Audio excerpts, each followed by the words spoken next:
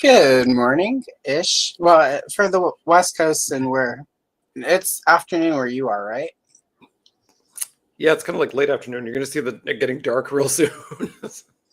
So we are a global show today, all around the world and international. So only the best here at Retro Toy Princess. And speaking of the best, my guest, who Andrew from Gayties Toys, who was kind of just almost like my Ed McMahon is a really bad example. Like my no, because that guy's I was gonna say like Conan and Andy, but Andy's also kind of you're like my Michelle He's like, Versace. There we go. Or like, would I be your Michelle Versace? I don't know. We'll figure it out. Hello, good morning, welcome. Um, it was and like we're already Chelsea and getting Cooey or something. Yeah, we're already getting to the banter, which is typical. So really quickly, let's get the official stuff out of the way. Andrew is here from the Gayties Toys channel, one of my favorite channels, where he talks about the ladies from the 80s, 90s, and sometimes early 2000s that we never got in action figure form and should have and almost did. So if you don't know him, that's who he is. There should be a link in the description. If not right now, there will be shortly. And we're going to color some Scarlett from G.I. Joe Real American Hero because that's what he picked. And I like Scarlett. So I unboxed my classified Scarlett, finally, the retro one this week. But she's way over there behind stuff. So not going to appear on screen. He picked 2 pages, this one and this one. I'm going to go with this one. So Actually, double back. I probably accidentally printed the whole book. So like I'm doing like Zartan, Roadblock. You're good. And then there's another one I want in case there's time. How dare you, Andrew? How dare that just means we have Scarlett next time you want to hang out. So good morning, Shannon. Welcome. I know a lot of my people are ToyTube and ColorTube. I'm right there on the line. If you enjoy coloring content, go check out Shannon's channel. She also sometimes unboxes her, she does the little Disney mystery box figures. So sometimes if you hit the right stream, she unboxes and shows off her collection. She's got a pretty good one. So good morning, Tony's Figs. Speaking of, Tony will be here next week with me coloring Voltron, I think he picked. Or maybe Marvel. Voltron, Marvel, some such. Good morning, Kenzo. Happy Sunday to you. I have like 30 reels from Kenny that I need to check on. I'll get to that. I promise. And good morning, Derek. Our third co-host of the Rural Juror. Rural Juror. It's so hard to... What's funny is now that we make fun of that when we do a retro cavalcade, I've gotten better about saying the Rural Juror. Like it's become easier. Also... Yeah, I feel like just rename it. I'm really quick, we're gonna pimp. I picked up this Prismacolor 72 set early October. It was on sale for ridiculous, like less than $40. And of course, I have so many Prismacolors, it's ridiculous. But I bought it because I don't have this tin with this flamingo. Now I do, and I'm gonna break this one open and start using it today. Even though I probably have all of these colors already half used elsewhere, and it would be far more economic. Whatever, Andrew's here. So I'm still using the same like Dollarama Crayola set that I got when I first came on this channel. I was planning on the Canada, because Andrew's in Canada, for those who don't know, and I was going to, for the holidays, figure out how to send you through Amazon like a couple sets of Prisma that were on sale, and I'm like, I can't even get it to Andrew now because Canada. Canada Post. We're still on strike, which I support, but it was ballsy to do it during the holidays. That's a move. And right now I'm kind of like, my pile of loot at Big Bad is out of control, and I'm like, yeah, like, what, do I just like pull the trigger and go like FedEx and get it here like super fast but super expensive? I don't know. Or just be patient, which I'm not good at. Yeah, especially because it's holidays. Like, this is the time of year you need your stuff. Yeah. I got stuff to send. I'm kind of like, maybe I'll go UPS. I don't know. Now I'm just like advertising for other couriers. But once the mail's gone, kids, You start to miss it. The Morning Duchess.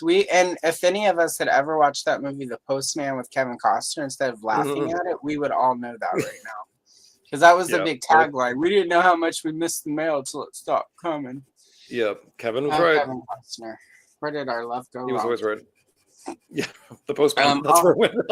Also, PSA, and it's appropriate because we were doing GI Joe today.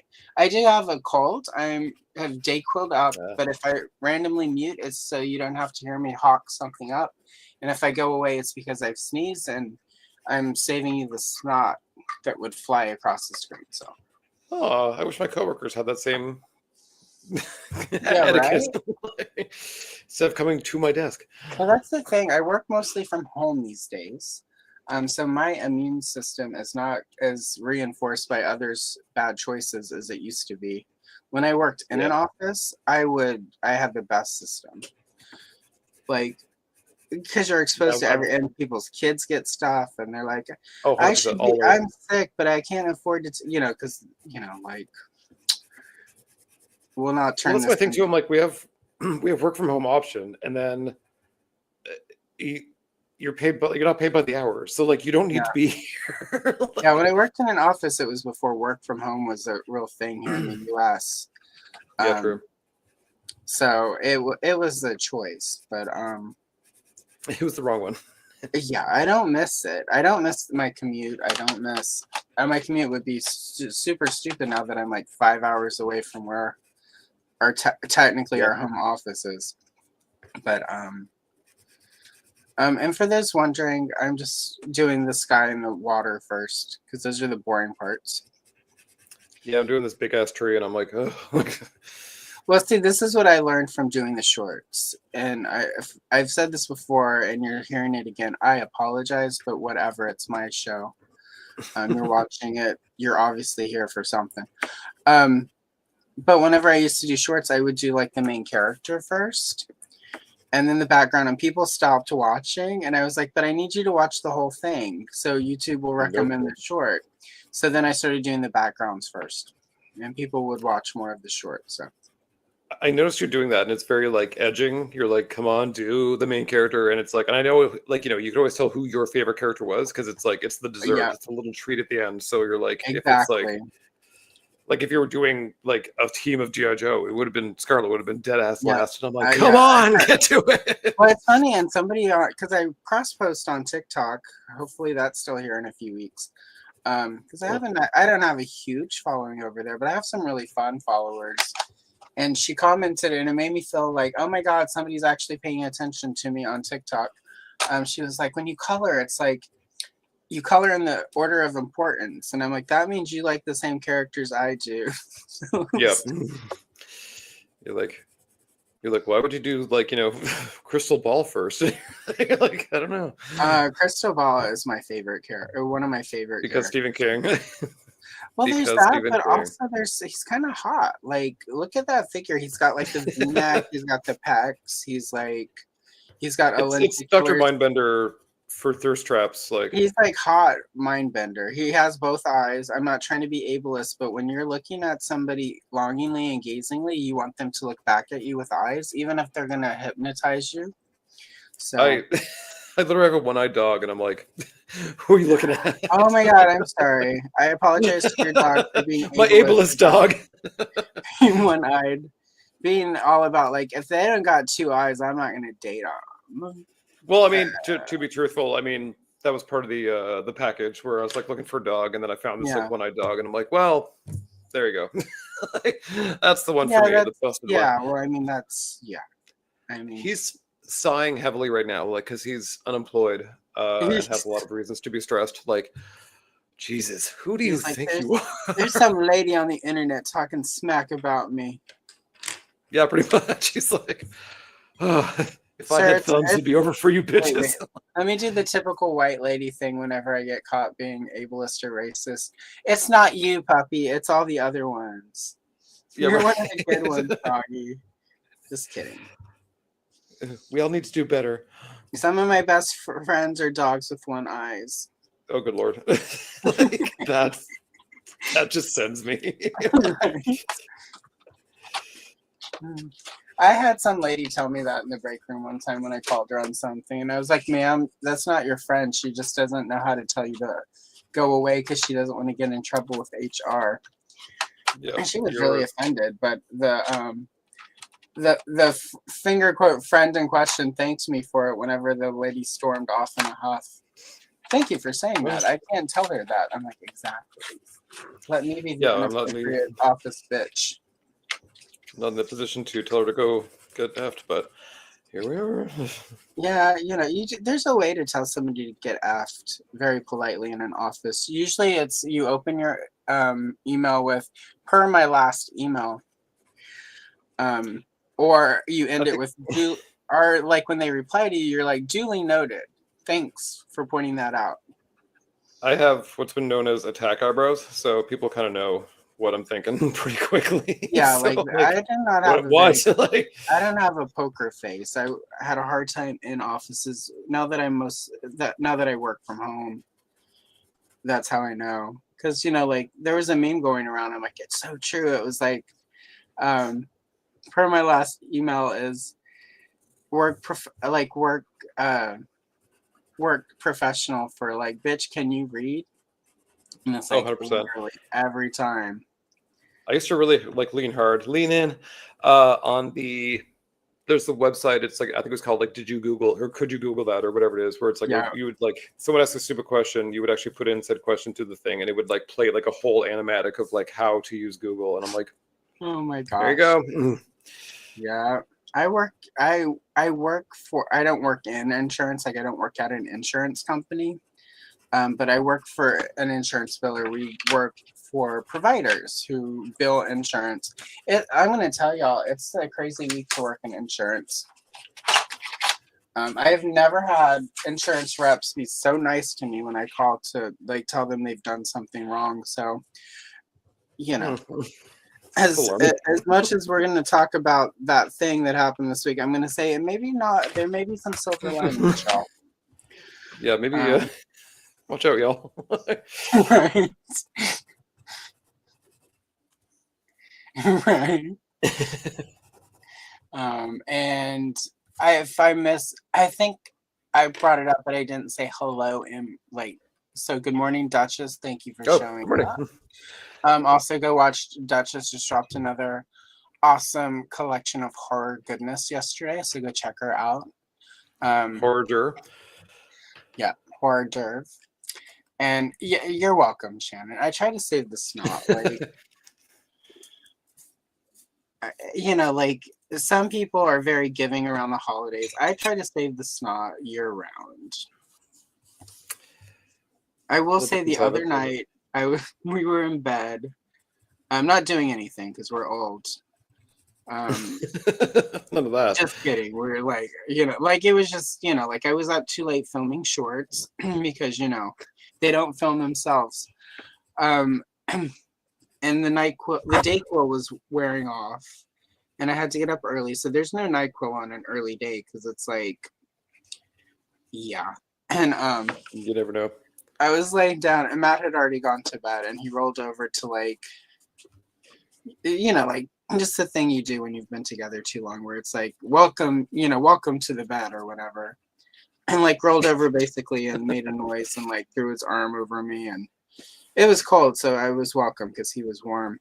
But it was right in mid sneeze, and I managed to. It was like a very long string of snot, and it managed to smack right into his face. And I heard the smack of it, and he went, "Oh!" And then I tried laughing. It's like the Blair Witch problem. It's like the big snot bubbles coming out. Yeah, I was just like, oh my god. And I also had another thought that I will not share online, but it was a little something like, that's how it feels, sir. Anyway, that might have been TMI for this time of the morning on a Sunday, but I did have that thought very briefly before I dissolved into laughter. I also one time had a dream that I was fighting zombies and I was punching my way through them, and I woke up to him like, please stop punching me. So I was like, okay.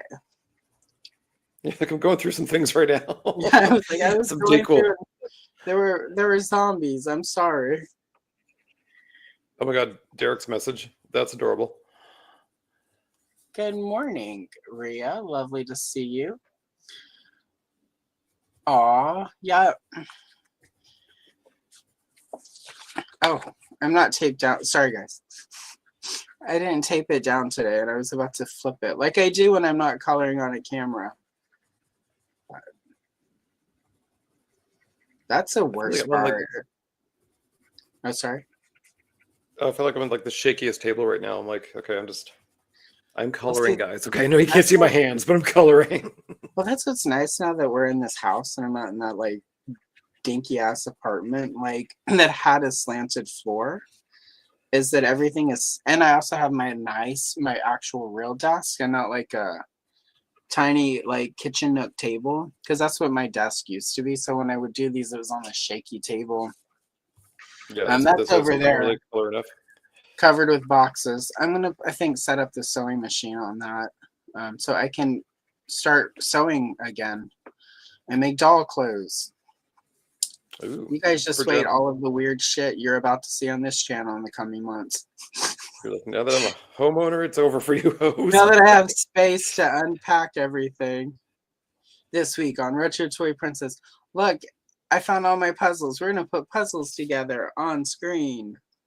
A friend of mine just gave me a puzzle, and it was Batman. It was like Mask of Phantasm Batman, and I'm like, I should like this in theory. Like, great poster, great everything, good ideas. But I'm like, I hate puzzles. Like, I had that thing where I'm like, oh yeah, that's why I don't do them. I'm like, I like puzzles. It's just, I mean, I'm not even gonna lie. I'm gonna start putting. I've got a bunch of Star Wars puzzles. I'm gonna put a few of them together in time lapse and drop those on Saturday just to see. Because when you're a small channel and you're not making AdSense, you can just do whatever the heck you want and see if people like it. And if they don't, yeah, that's pretty much how I operate. Like oh god, there's a few videos I've put out where I'm like, this is gonna slap, and it's not so much I'm all like, I'm gonna break a million, like none of that nonsense. But I was all like, surely there's an audience for this, and like, yeah, like some even like RC or Cops or what are some other ones? There's some ones that I'm like, people are gonna lose their mind, and then like the worst performing of the bunch, and I'm like, meanwhile, like robotics goes up, and everyone's like, yeah, robotics. I'm like, who even remembers robotics? Like, what the hell? I didn't even remember. I did not. And then during the pandemic, I found a random, because that was when I started customizing more, and I was gonna customize an entire. I planned 100 different Star Wars, vintage Kenner style customs. And I got 2 or 3 of the figures because I'm like, these will make great bounty hunters. But I didn't know what they were. So then I went on that deep dive, especially during lockdown when like you couldn't leave the house. During the lockdown when I had an excuse, instead of like, oh guys, I've worked so hard this week, I'm just exhausted, I'm gonna stay home and rest. And instead, like that again. 4 a.m., it's like you started innocently Googling one thing, and now you're learning about 1822 marionette murders or whatever. They never figured out who was using the puppets. We don't have enough puppet murders, I don't think. No. It's been a long time since we've heard. Everyone loves puppets. We need more puppet everything. I don't like puppets. Puppets creep me out. Like, I don't mind clowns. I don't mind. Oh, I don't like clowns. I don't mind Celine Dion. There's, a lot of stuff that creeps people out does not creep me out. Uncanny Valley stuff. Yeah, right. But something about puppets just, I mean, not like Sesame Street puppets. Those are fine. But it's like the actual like marionettes, like the Nutcracker. I used to hate that shit. Every year they would drag us on a field trip to like go see the Nutcracker. And I did not become interested in ballet until Black Swan, when I'm like, wait, ballerinas are crazy and will murder you? Okay, I'm in. They sure are. They sure are. If I had known that as a kid, I would have wanted ballet classes. But no. Yep. But that's kind of like, it's almost like the Rudolph of it all, where it's like they're not marionettes, but like the kind of claymation thing where it's like they move and they shouldn't, and they move kind of janky, and there's something like not quite right about it, where it's like I found it very like confusing and horny and everything. And so like Rudolph is now one of my favorites, but when I was younger, I'm like, Bumble was like terrifying. Like I just Really. like he would come on. I'm like, nope, nope, nope. I didn't mind. I didn't mind Rudolph as a kid because it was like claymation. It's just something about like the like marionettes, like where you can see the strings and they're just creepy. Yeah. And ventriloquist dummies are the worst. Like I cannot. Well, it's like the lowest form of art. I mean, come on now. Oh, poor Sherry and Lamb Chop. Yeah. Good Your morning, career's a Bob. sham. Prodroid puzzle. Ooh, that's a cool But idea. I might steal that and credit you. It was Andre Choulon. Okay. True. En français. I don't know much. I don't remember much to the chagrin of because I grew up in Louisiana and we had to take French class in elementary school. I don't really remember much French. No, well, the thing is, like, if you go to Paris or Montreal or whatever, no one speaks French. So if you're going there to be like, oh, I'll get some practice in, as soon as you start, they're like, no, English is fine. I'm like, damn it, like I wanted to like at least try. Here's the interesting part. Apparently, whoever for our, I don't know if it was our school district or a whole thing for the part of Louisiana, but all of our French teachers were actually from Belgium. So they were speaking Belgian French, which is not the same as like French French or French Canadian or French Canadian is a whole other animal. Yeah, like it's very like lost in time. But so it was just always interesting because we were quote unquote learning French. And then in high school, our French teacher had a nervous breakdown. So then we had to take German those 2 years instead while she was busy getting her stuff together. German, like it's kind of a strange leap. Like maybe Latin might be helpful. Yeah, well, like it was because we had like our English teacher was from Germany. She was her family escaped Germany during World War II, and they ended up. Her mother married a soldier, who adopted her and her brother, and they were able to escape to the United States. So she spoke German. So they had basically a teacher who was qualified. So I mean, she had interesting stories. It was really good. Like I learned a lot. Like I remember more of the German than I do of the French. But it was difficult because like part of those type of classes is they have to it's sort of like talking about stuff, and she would start talking about Germany before the war, and then she would get to a point where she's like, oh yeah, we're good. And she was a vegetarian because for a while they were in a camp, and then they were in a refugee camp for a while. And in the refugee camp, all they had, after they were rescued from the other camp, and in the refugee camp, all the meat was basically just big chunks of fat. Sometimes the meat would have like bugs in them.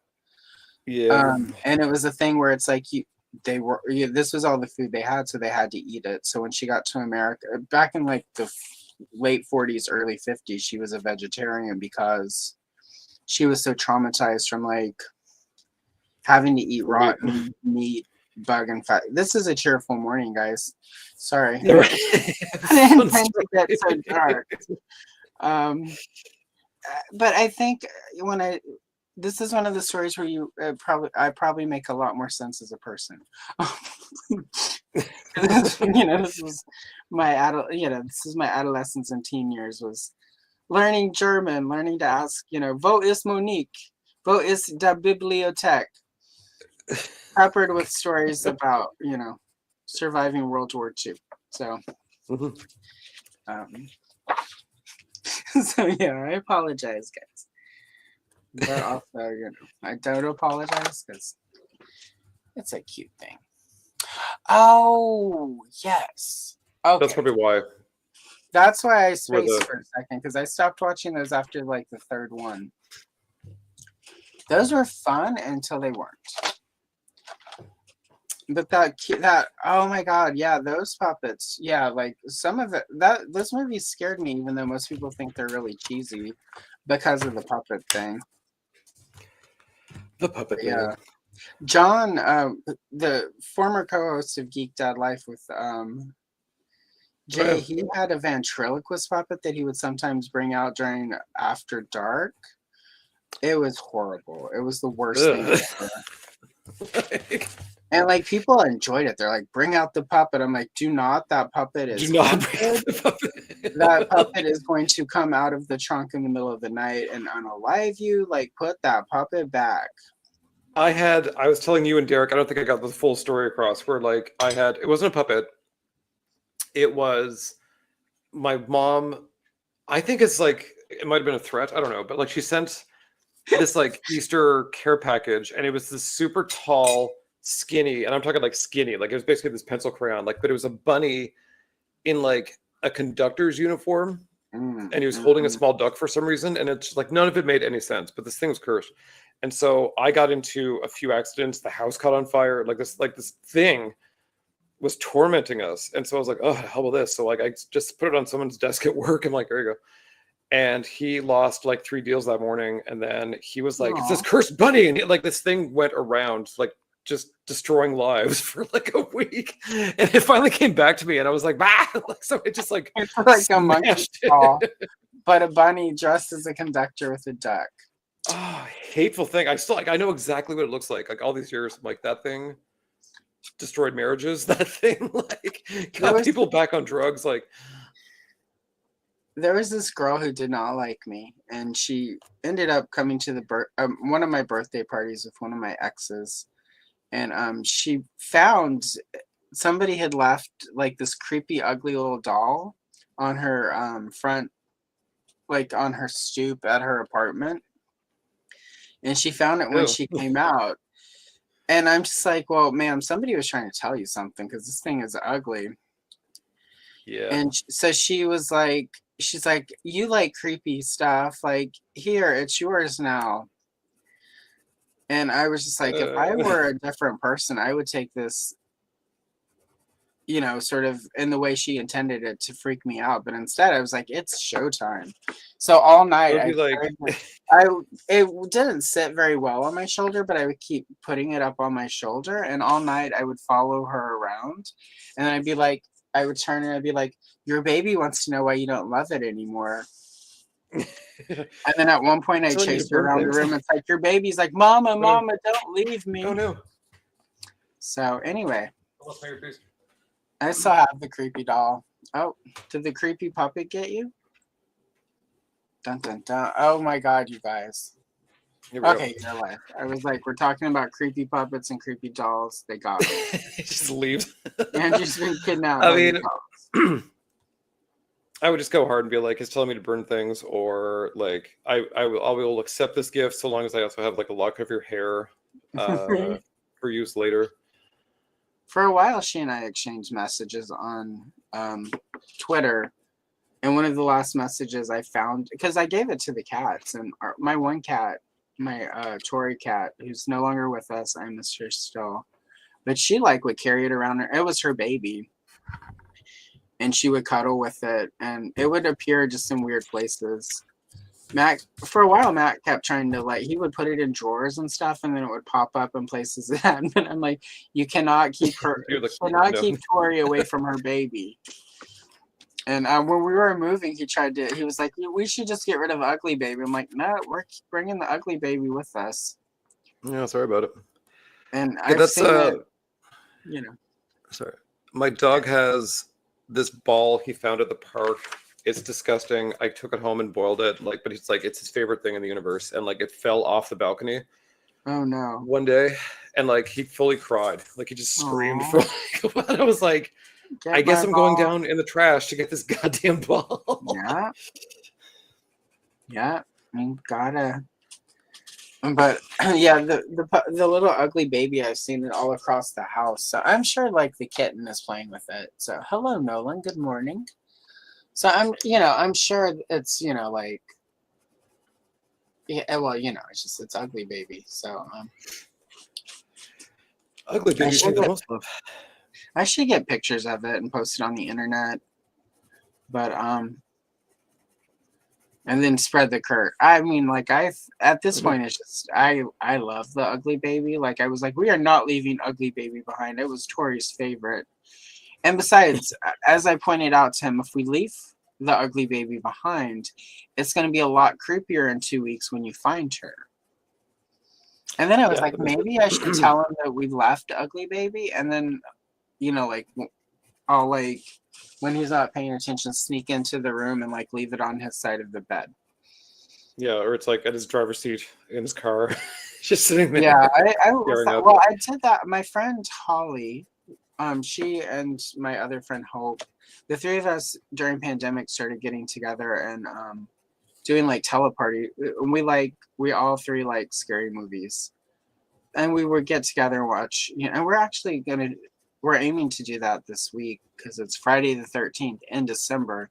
So we're gonna watch the Canadian classic Black Christmas and a Friday the 13th movie. And but we were doing one of our teleparties, and her kid came into the room and was like, "Why are you watching this corny old movie?" And I took offense. It's not old. I took offense because I've seen some of the things these kids watch, and like, sir, do not. Yeah, so like anyway, I went on Amazon. Bullshit. Like, yeah. So anyway, I went on Amazon and anonymously sent a porcelain clown doll to their house for him. And then he opened it and was horrified. And his parents, luckily, thought it was hilarious. So for like a week, they would just, you know, like when he was going to the bathroom to shower, they would sneak in and leave it on the toilet seat. And so when he opened the curtain, it was right there looking at him. So it's like the ultimate, what's it called? Elf on a shelf. Yeah, basically. Much cooler than Elf on a Shelf. Yep. It's a clown. But, yeah, I'm kind of glad to be like Gen X where that was not a thing. Like, I mean, our folks barely did the Santa thing. They were like pissed drunk, being like, "Oh, we're gonna throw shit under the tree." Like that's pretty much how Santa came. My parents were all about it. My mom got really mad whenever some kid in kindergarten told me there was no Santa Claus and it was my parents. Kindergarten? That's a little extreme. It's okay though, because my mom after that realized some kid at school was probably going to tell me where babies came from. So she broke out, she had medical books. So she broke out pictures to show me where babies came from. And there were like actual pictures of birth, like with the, oh God, like the head coming out of the, it's.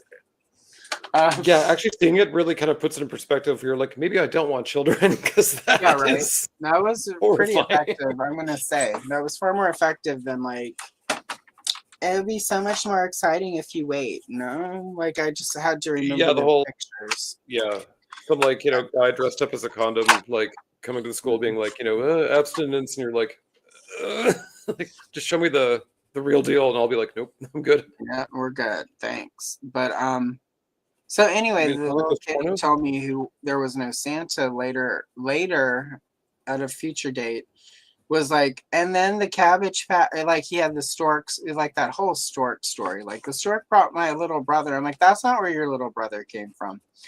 I was like, do you remember how your mom was really fat? And he was like, well, the baby just has to stay there. I'm like, no. So I broke it down very clinically because I was like 5 or 6, but I broke it down very clinically. But I also like, because my mom, when she was explaining it, my mom sort of like did hand gestures and stuff to explain stuff. So whenever I was explaining to him, I was using the hand gestures. So he's probably traumatized. It explodes out. Yeah, right. It was, before the Predator movie, but it's like picture the Predator without its mask on. Exactly that, but like a lot more goo shooting out. Like it's not cute. It's like Alien meets The Exorcist meets a Predator. Sadly, we did not have that language in 1970. It was R-rated. You didn't take your kids to R-rated movies. You snuck in. That's how we got there. Right. Well, there were some horror movies back then that were still PG that should not have been PG, but what can you do? Yeah. So anyway. Hello, Battle Room. Hello, Adam. Just in time for the Predator talk. Good morning. Welcome. Predator vision. Oh my gosh, exciting. Ugh. Oh my god, that's... Fifth grade's a little... I think for kids now, yeah, you're probably like, by the time they're in kindergarten, you're like, look, I know you're thinking about sex, but like, you see the TikToks, but like... Yeah, right. But like when I was a kid, I was quite sheltered. I mean, like we all found like the porn stash by like Uncle Gerard's shed in the back, like all that. But like beyond that, we didn't have the internet. Like it wasn't. That was it. That's all we had. In France, everyone's Uncle Gerard was the bad influence. Yeah. Now I'm the uncle who's kind of the bad influence. I'm like, oh, okay, I get it now.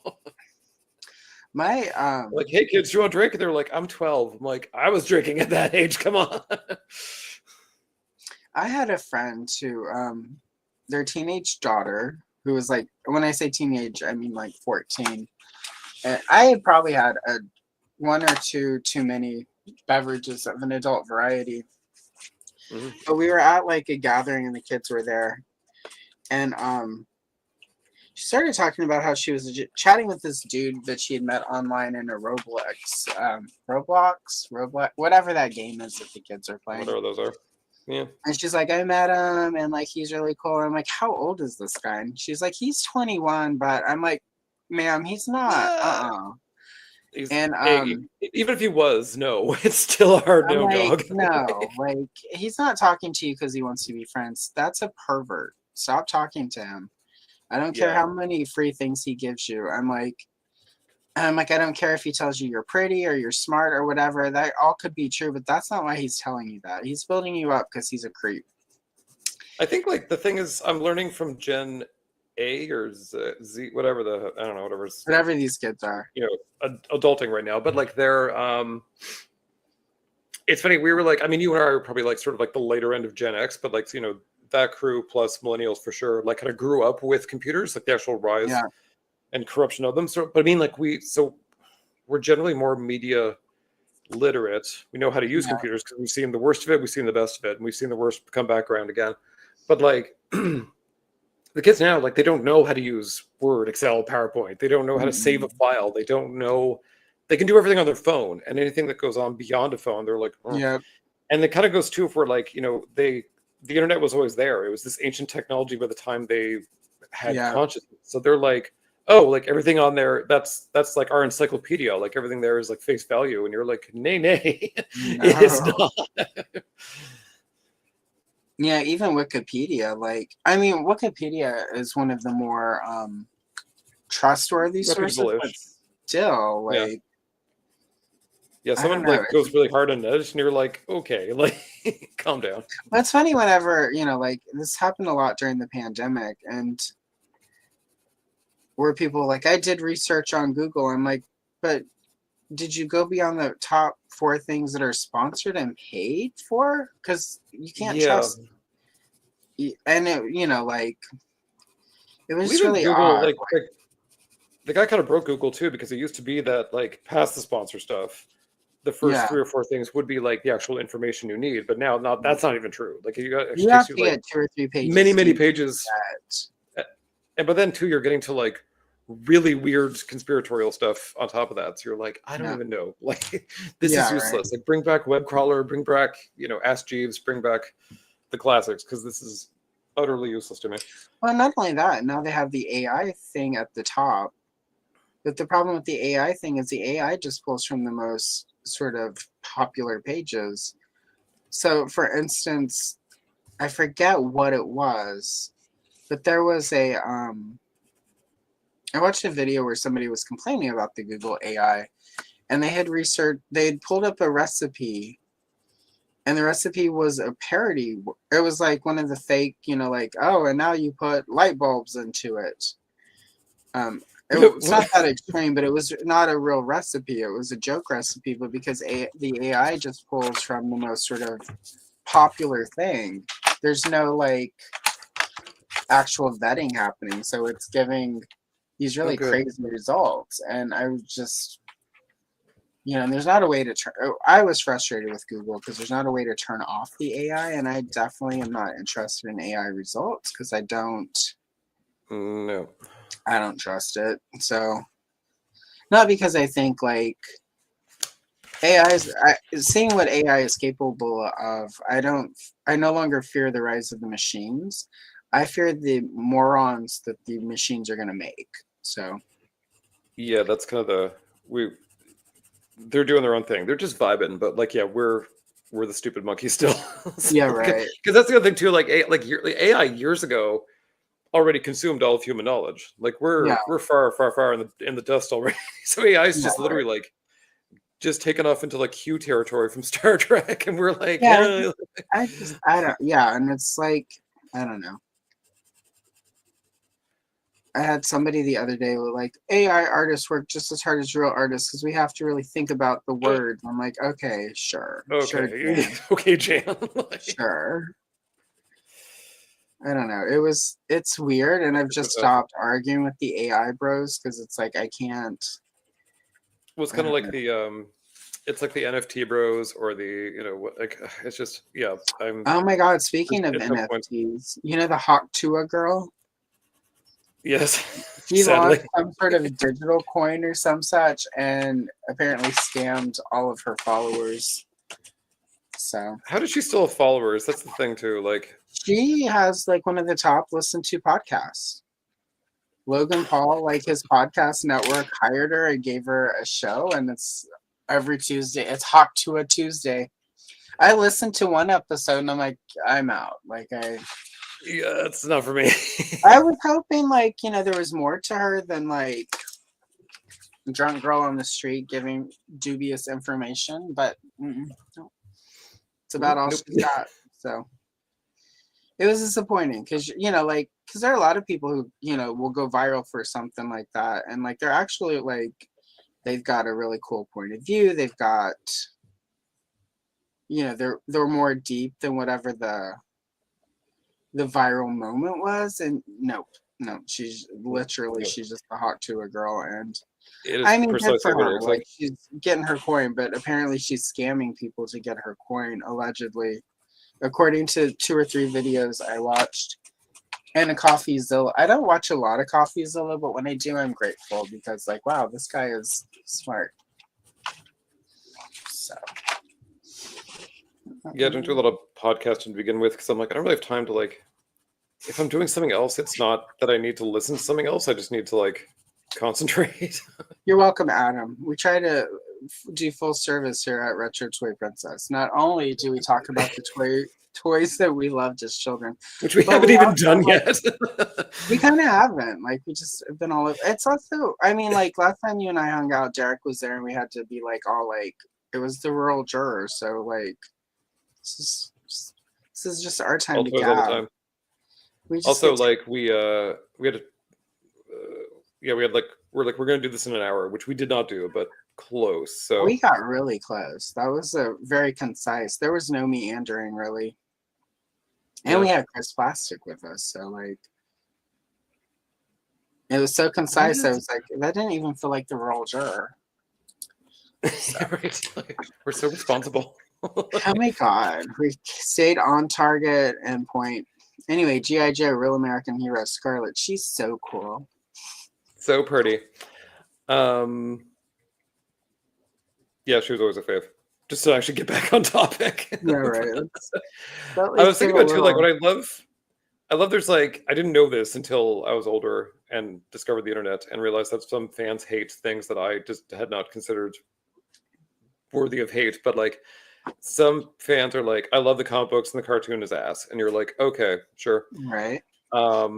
But Scarlett is kind of one of those reasons, not really the reasons why, but one of the big like kind of differentiating factors of it. Because like in the cartoon, it was her and Duke, and they had a very kind of like sophomoric relationship. Right. They were big mama, big papa of the whole operation. Yeah. And the comic book, it was like her and Snake Eyes being like just melodramatic as hell. And it's really like their relationship, and they were like, breaking protocol and this and that kind of like propelled the stories very often. Like the whole silent issue was Snake Eyes trying to break Scarlett out of the Cobra Fortress. And also too, like, I'm more of a cartoon person, like, to be honest, because like Scarlett was like more like her file card in the cartoon. Like, she was funny, she was respected, people liked her, and in the comics, she was just a bitch. Like, anytime Right. any new female Joe would show up, she was like hussy. Like, she was so passive aggressive to any of the the Yeah. new ladies that came in. You're like, women Yeah. helping women here. Like, But yeah, I've got pretty mixed. I mean, I mean, yeah. I kind of don't like either of that. Like, again, because so much of my play patterns as a kid was just me making up my own story. But I never liked her with Duke or Snake Eyes. And as an adult, mm, um, sorry guys, this is gonna sound really woke. I don't like that. You know, the only thing they knew to do with Scarlett back in the '80s was make her somebody's girlfriend. yeah, Like, she had a crossbow and was kick ass. Like, she didn't need to she have wore a heels, dude. which impressive. Yeah, and you know, like, I mean, I get it. Like, you know, no hate toward any of the, you know, like, it's difficult, I think, especially back then, to write for a dude to write a well-rounded female character. So I get, you know, and both Ron Rudak, who designed her, she's one of his favorite characters. And I've been researching GI Joe for a little podcast called Toy Geeks, hosted by Dan Larson and Jay from Geek Dead Life. So I've been deep diving in GI Joe, and I was listening to some of the interviews on 3D Joe's with Ron Rudak, and just listening to him talk about Scarlett. Like, not gonna lie, I was kind of like, man, I wish we had seen that Scarlett in the cartoon or the comic book, because she sounds a lot more kick-ass the way he. And again, if Yeah. those are your jam, I'm not trying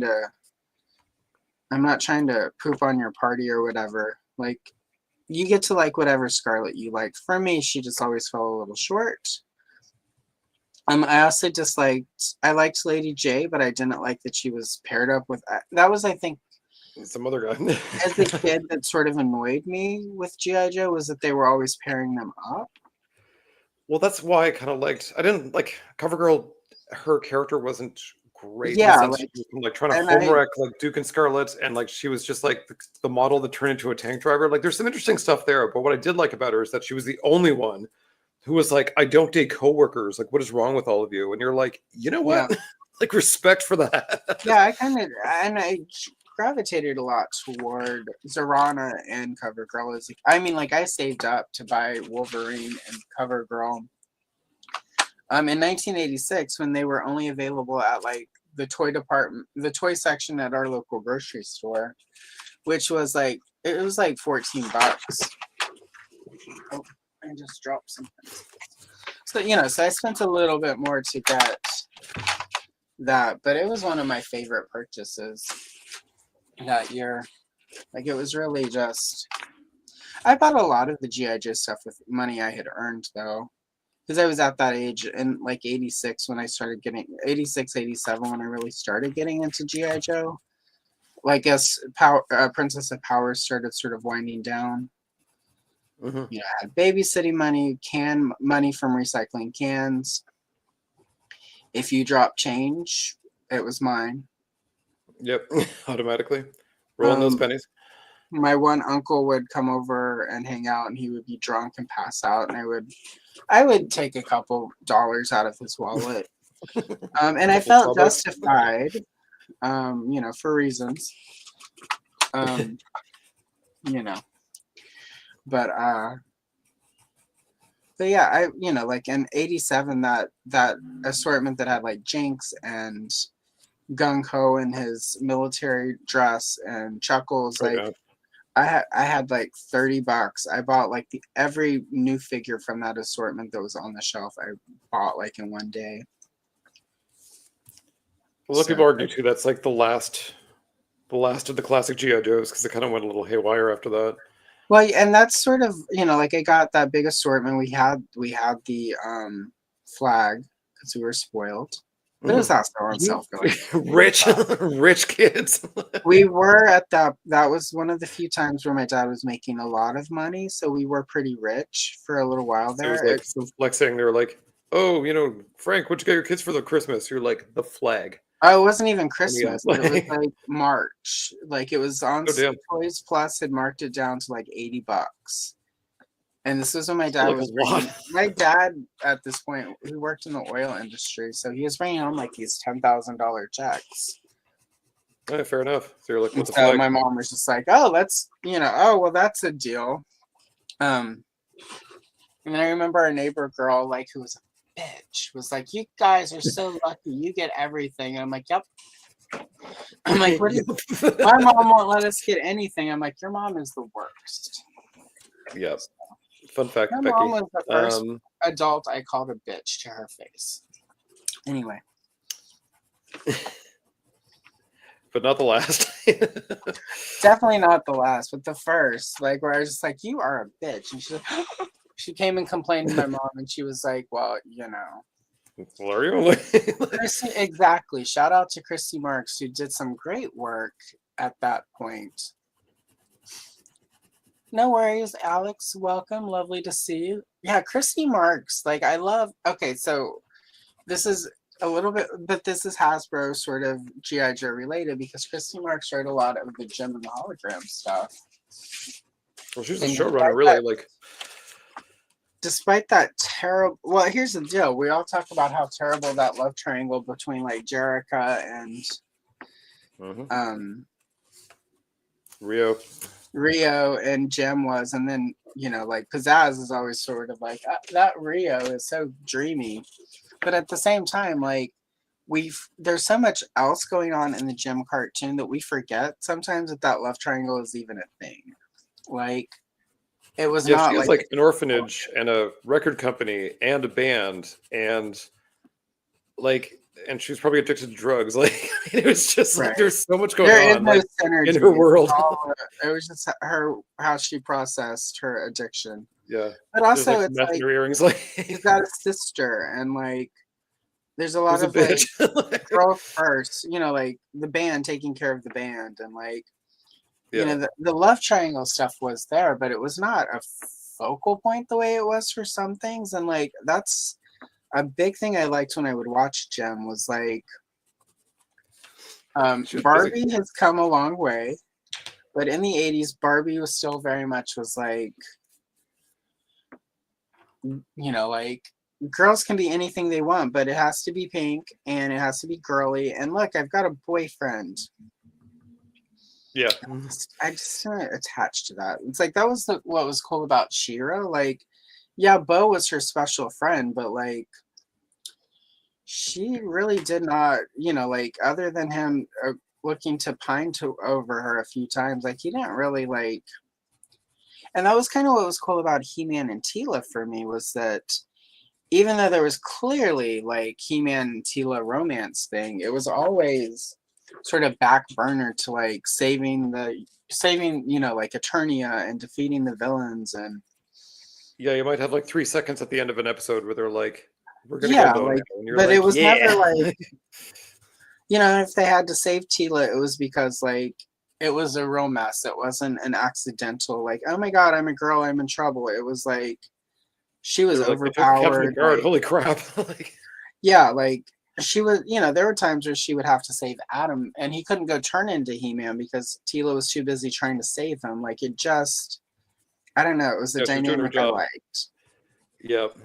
And it's funny because Mattel sort of did that with She-Ra, right? Like where there was sort of a hint of, in the cartoon they sort of made it more Seahawk, but at the same time, like it was always secondary to the adventure and to like the mission and to the heroics of it. And I liked that. Like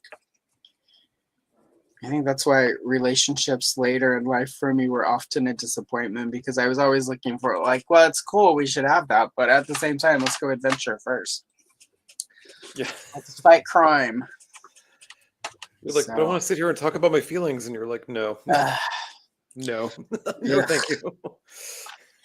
The one time I dated somebody who was like, after an intimate moment, was like, "Oh, let's lay here and talk," and then did a But what? The reason me and my dad never got along, I was like, "Oh my god." Oh I God. was like, Actually, why that was the is last this person I happening? dated. It was like a lot of like, here's my childhood trauma. And I'm like, that's terrible. But then that became the only conversation that was. And I'm like, Yeah, well, look at the time. this has been fun, but I need to go.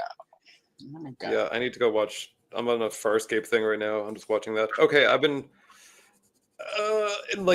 buying a lot of vintage figures this year, and apparently the Farscape figures are vintage because it's around 2000, 2001. That's terrifying. But I don't know. They're really bad. And it's the only figures Huh? we've ever gotten, but they're really bad. And What I'm is it? like, I don't know. What's that? What? I think Palisades or Oh, like one of those companies that like NECA 8, like back in the day. yeah. I think this is Deep So Six, and I've been coloring it like it was Ace. Oh well. um also fun news, just because we're doing toy stuff. Yeah, The retro collection, Hasbro Pulse, I saw that. showed off the next wave, and I was like, this is what should be a live stream. Like, you don't just drop that casually on a Sunday. That's the Lord's Day. I'm in church.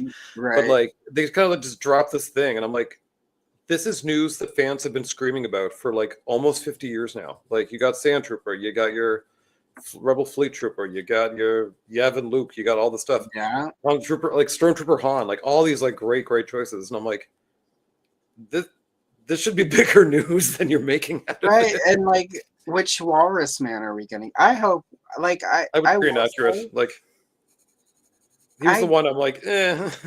I want them. I do want them to redo the entire original 21 in vintage Kenner style. Like, I'm that person. Oh, oh, you I, want like more of a Return of the Jedi kind of flavor to them. yeah. I don't know. I don't want to have to because a lot of my vintage Kenner that I've had since 1978, 1979. Mm. A lot of them are Rough. starting to show the time because plastic Yep. is not as eternal as we think. Well, not Well, like it well, starts it is. oozing and it's It not lives within eternally with like this all. pristine. Like it starts oozing and it Yeah, I've ages got. just like the rest of us.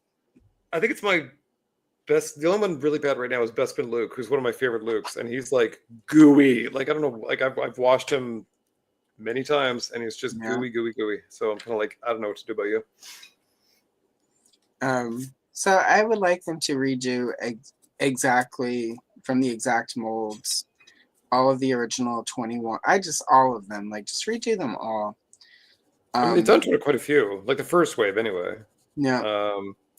But I mean, that was part of the problem, like, is that people were saying like, we don't really want, I don't know, like stop doing the reissues or stop doing like all reissues and then like one new figure in a box. You had to buy this entire crate for Mon Mothma, and you're like, no, thank you. But I feel like this is sort of the way to go, where they're like, here's new characters or old characters in like more screen accurate designs, yada yada. And this one very much feels like a New Hope, which implies that like the next figures are like all Empire Strikes Back, and I'm like, yes, like finally we can get like a Dagobah Luke or a Bespin Escape Leia or just go boot Leia. A different Chewie. Yeah, Bespin Escape 100%. Leia. I mean, I'm not gonna at all diss my trash compactor customs like Leia that I want for myself. Like, I adore her, she's great, but it would be nice. And like, again, I know like Stan Solo does some great work, but it would be nice to have some retail price stuff. I mean, not gonna lie. Like, yeah, like I've got a few Stan Solo stuff. There's some drama there. I'm not getting into here, but like, I wouldn't know. He for some reason Stan Solo blocked me on Instagram, and I have no clue why. Because I've never like interacted with Stan Solo, but is he still on Instagram? Because maybe I was blocked too, because I haven't seen anything from him in a while. I don't know if maybe I've been blocked. I know I was at one point blocked because somebody had tagged him, and when I went, it was like, this page cannot be found. and they Oh went through no. one of my other accounts, and it was there still.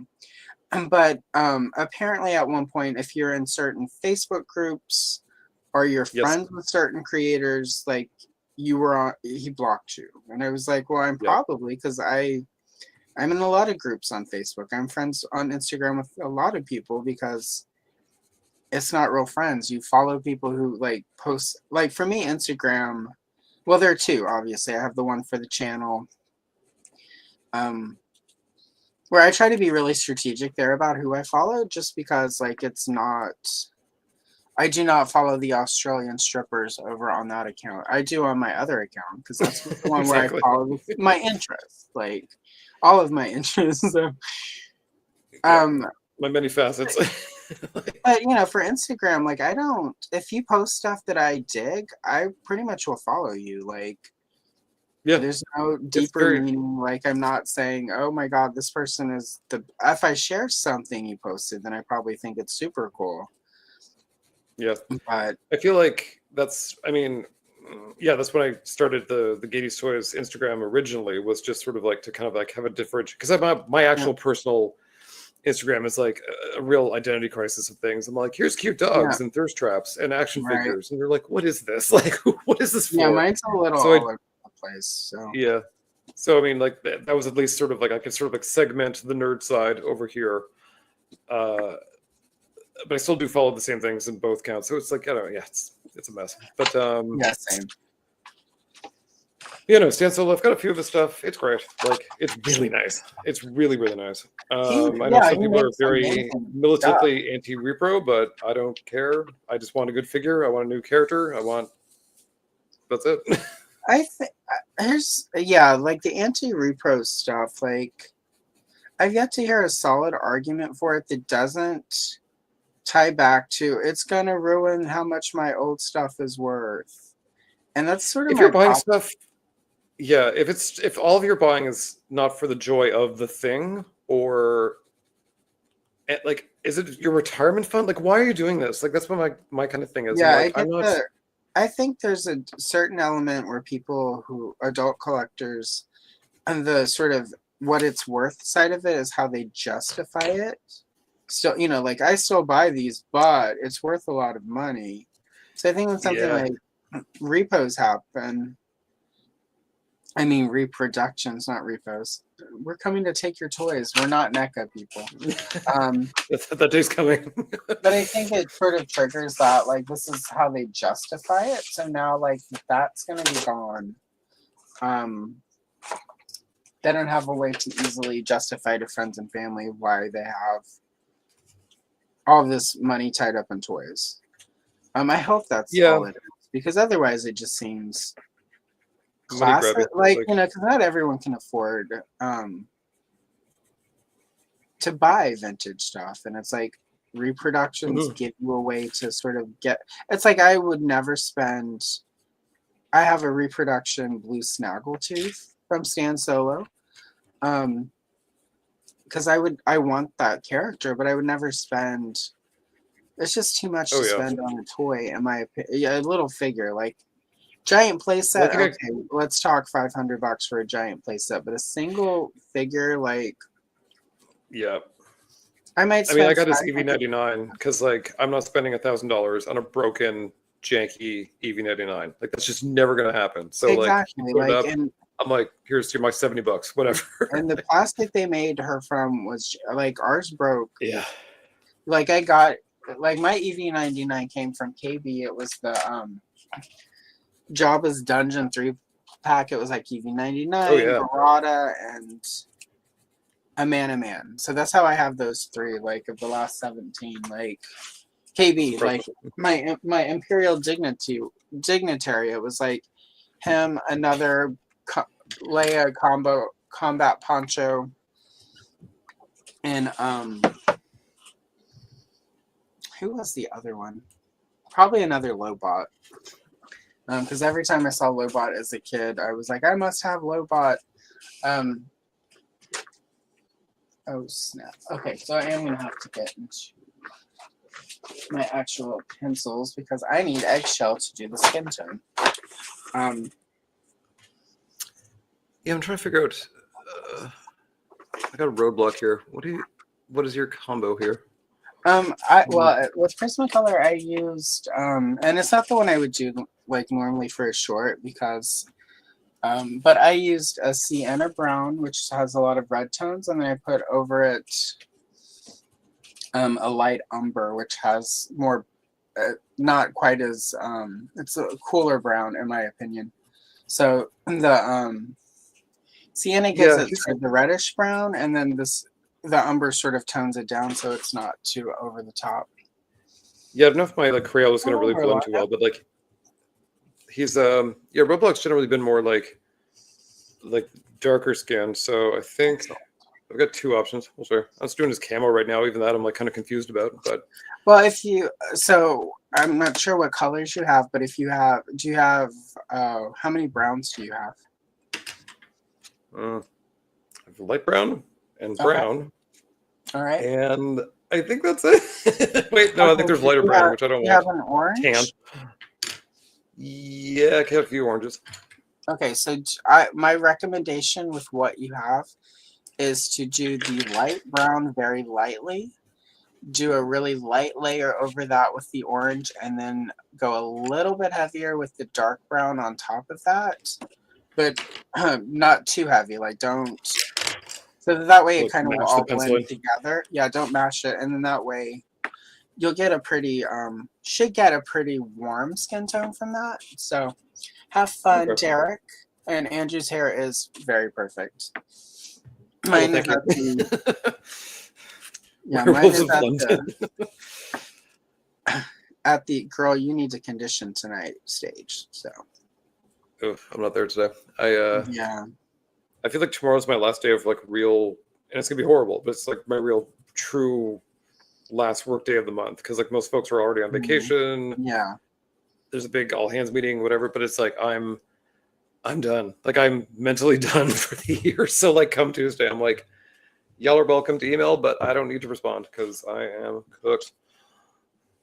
Yeah, we've got like a week and a half left. Next week will be a full week. And the week after that is, yeah, that's, my holiday starts a little early. But yeah, we have a pretty, we also have a different, I don't want to necessarily call it a work ethic. We have different ideas about work in the United States, I think, where it's like work until the last possible minute, unless you're a CEO. Yeah, you're gone before that. Yeah, but if you're a CEO, just, you know, you're probably taking time off work this week to shop for a your security. Exactly. Merry Christmas, Kevlar. Kevlar is the new black. Yeah, also, maybe you should read up on the French Revolution because it might become very pertinent to you real soon. All I want for Christmas is a guillotine. Yep, and the kings and queens got a lot of security too, and it did not work. It didn't work. Didn't work, y'all. It does not work. Anyway. But yeah, so it's just, like I said, I called United Healthcare for work stuff this week, and they were so nice. Like, they have not been that nice. And I'm just like, sir, you are a lowly phone worker. Like, you're good. You don't need to go this hard. Yeah, like, well, the day of, like, it was almost impossible to get anybody on the phone. And I'm thinking they had shut the phone lines down because my guess is that the media was trying to get through to like customer service options to get statements on that. Oh yeah, true. So, which kind of blew because there was stuff I needed to get done that I couldn't get through to a rep for. So I'm so mad I could. No, I'm not going to say that on the. That's how you get your channel nuked. But I was pretty toasty. I was like, ugh. Business as usual, people. Business as usual. Yeah, right. None of us are losing sleep over this. Just fun fact. I mean, not even the board of directors. They had their meeting anyway. Like, they didn't even, like, let's postpone this till tomorrow. I was like, no, let's just go ahead and have our meeting. We'll be fine. That's I mean, that's one thing, like, in my older age kind of thing, as I get, like, advance to my career, start looking at retirement, yada, yada, is that, when you're younger, you're like, this place will fall apart when I leave. It will not. I can promise you, it will not. You might think it does, but it will not. And you will Well, yeah, leave, I and no read one like will say your name ever literally, again. And that's that. literally the Like, CEO of the company is not available, and they like we'll go on. It's like the hobbits going on. Like, well, just go on without me. Okay. all right, bye. Like, it's Yeah. not a beat is missed. So Not everyone is having very a great telling. day today, but let's talk about our record profits. Yep. We'll send a fruit basket and some flowers later. Yeah, thoughts and prayers. There you go. Pull up your bootstraps. Like, it was very surreal. It was a weird time to have any sort of foot in the insurance game this week, and I was just like, I'll bet. wow. Well, and it's really hard because like when I was talking to the rep, like, and the rep are just sort of not even 9 to 5. Like some of these people work like 10, 12-hour shifts for very little money. So it's like, but at the same time, like until sort of more is known, like they don't really know what's happening. Like, they very well could be concerned for their own safety, basically. And it's like, but you also don't want to say anything because it's a recorded line, and that kind of stuff can honestly get a rep fired if you're like, must be rough. And if they actually have a moment of weakness where and I'd say this as somebody who worked on the other side, like there was a girl I worked with at one of the call centers whose parents like were killed in a car accident, and she would get bereavement time, but not until she had to go home for the funeral, right? So the funeral was like 3 days later. So like she was working the 2 days before she had to leave.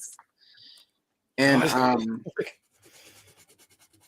because she didn't have enough PTO, and they only gave us at that job 4 days of bereavement. And it was like there was a day for flying there, day for the funeral, day after, day to fly back, right? 4 days. I love how it's like HR at its best, where it's like your grief will be exactly during these parameters. And so she didn't have enough PTO stock. She could, and they wouldn't let her. She had a lot of sick time, but she didn't have, because it was 2 different pools, so she couldn't use her sick time. She could only use PTO if she wanted to take days off before her flight. So she was stuck at work.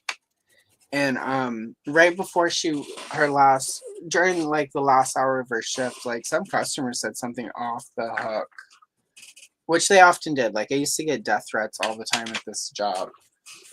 Yeah.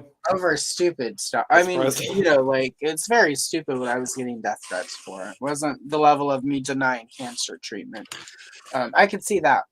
But like, so she just went off. She was like, my parents just died. You're being an asshole. Like, you're a horrible person. Like, I hope one day you have something terrible happen to you and somebody shows you the level of kindness you just showed me. And then her shift ended and she got back after bereavement and they fired her for that. And then they tried to screw her out of the 4 days of bereavement pay because because they fired her while she was gone, and then she came back and they served the notice. So yeah, she did get unemployment, and when she got unemployment, she was, and later I got unemployment because I got myself fired for a variety of reasons.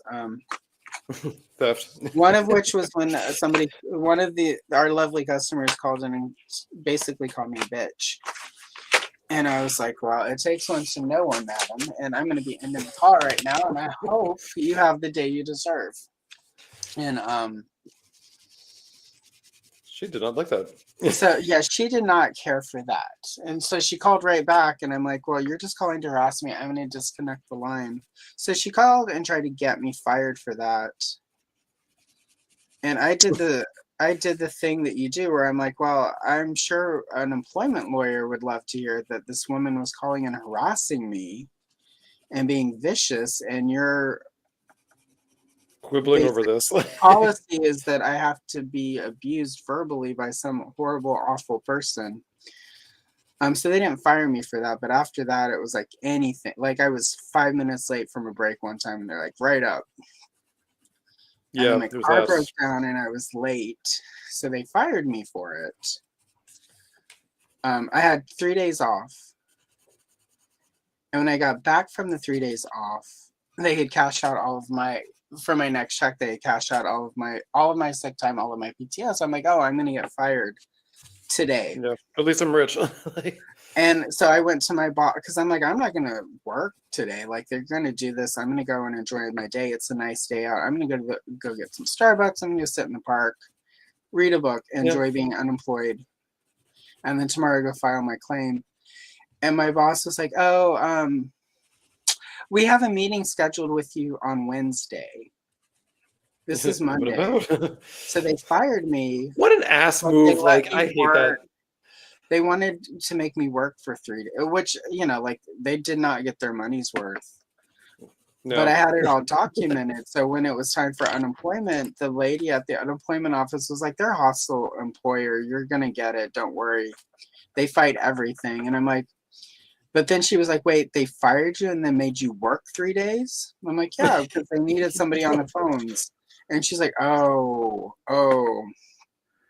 So, yeah. I was pretty That's good at weird. unemployment. So, and that was my last sort of job like that. And after that, I was like, never again. So, anyway. Yeah, I feel like you also kind of reach a level and an age where you're like, I'm just not accepting certain things, and so like Well, it's that was just kind of the that's just how problem it with is. that lady. There were young people who would accept that. And I was just like, I'm in my, Yeah, this is I how would my have. I mean, look. that's the thing. Like, I work in like a very kind of like admin sphere sort of thing. So like, I do recall like when I was younger, seeing like the old ladies, which is me now, basically being like just the hateful things they would say to their own bosses, and I'm like, you can't do that. You can't possibly like stand up for yourself. And now I'm like, I get it. Yeah. I You reach understand the it point where very you have well. I am yeah. that monster. I'm fine with it. Hello. Yep. Oh my God. That Oh, would good be. lord, I worked at McDonald's and that was horrible. I can't imagine the call center. I Jesus. worked for a company that did payments for prepaid cell phone calls. So cell phones. Ugh. So like if you needed to add minutes to your phone, you called the company I worked for. And I Oh god, worked in the remember that fraud kid? department. So whenever your kid stole your credit card and added money to their friend's prepaid phone so that they could play video games, you would call and get me.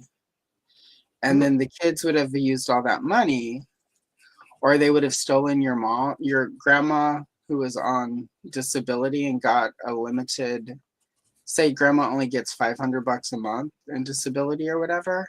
And then your kid took her card and spent all of it on video games.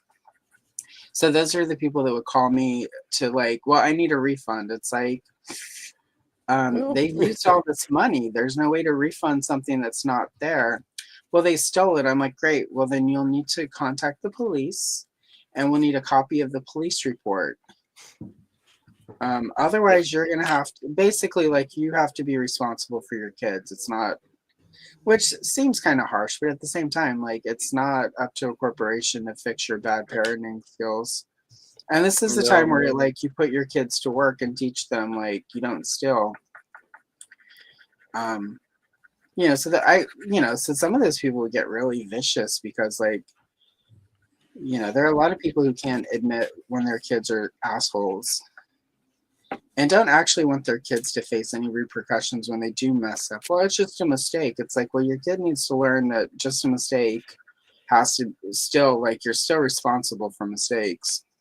Yeah, like sorry, love. Like, Yeah, it it's was life, it was baby. very discouraged. Like I'm not surprised when I see some of the shenanigans that kids are up to like on the internet now because it's like there's a whole generation of parents who facilitated that where it's like and the simple answer there like obviously she probably didn't have like in that particular one case like she probably didn't have the money to like repay her mom for what her kid had done But at the same time, like, you need to figure it out. Like, it's not up to us to fix your kid. And it's not even, I can't even necessarily say bad parenting when you're, because kids just do stupid stuff. Like, I did stupid stuff.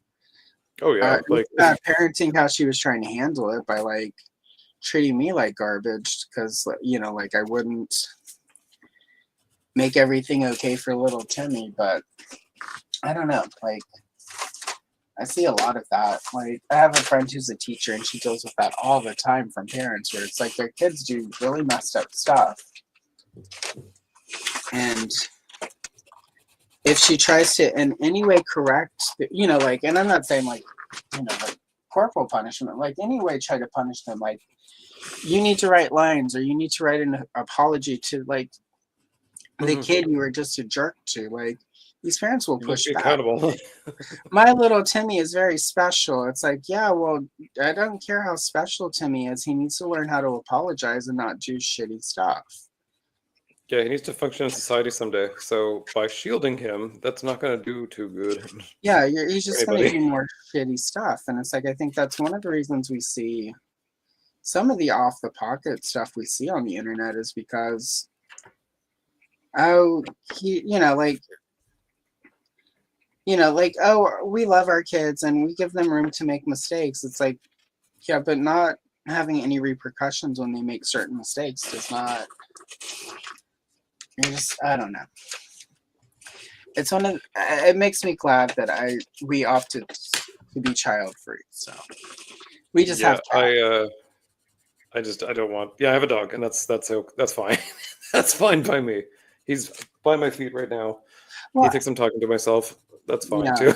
Well, also, yeah, right. Well, also, you know, like you're, you know, without dragging out all of your history and skeletons, but it's just like you also have a really sort of your background. Like I know a lot of people with similar backgrounds to yours who also have opted to not have children. So just because of, I don't know, like I haven't dug deep because it's not something like, so tell me all about like this thing in your life. It's a big deal. Your childhood trauma. Yeah, right. But like, well, this is the venue for it. Yeah, right. It's definitely. This is why I like having you there because this is where we always end up in weird places and we never talk about the toys. So, I know I'm like just coloring Duke here. And I'm like, we're coloring Duke. Anyway, that's when the birthday clown touched me.